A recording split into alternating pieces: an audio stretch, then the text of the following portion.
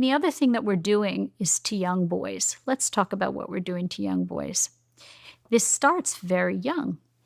We basically educate young boys in a way that really favors girls. You know, from a very young age, we talk about being able to sit quietly and regulate your emotions and not be aggressive and not be impulsive. And these little boys are being diagnosed with ADHD, many of them just for being little boys. Little boys need to run around. They have a lot of physical energy. They have tons of testosterone. When you're like between 3 and 6, you have a surge of testosterone. And all you want to do is run and jump and play and be outside.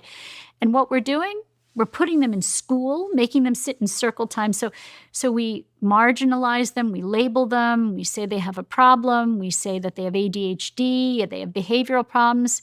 And in many of them, the stress that I talked about is the stress of making little boys be more like little girls. And that's where it starts. And so then they go into childhood.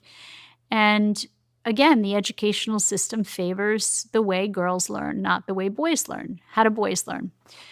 Boys have attention spans for very short periods of time, and then they need lots of physical activity. So ideally, if you go to and look at the boys' schools, what do?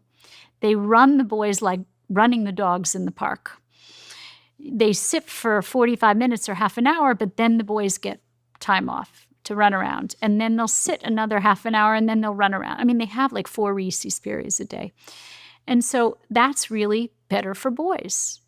And little girls have more of a capacity to sit quietly in circle time and sort of, you know, they don't have as much testosterone. They don't have that need to run and jump and play to the same degree that little boys do. They do need to play. We're not letting our kids play, boys and girls, because we're trying to force left brain development on them too early. But we are forcing little boys into this box, and they're not doing well in that box. And then they're labeled. They're labeled as having behavioral problems, ADHD, and that label then follows them through childhood, sometimes into middle school, into high school,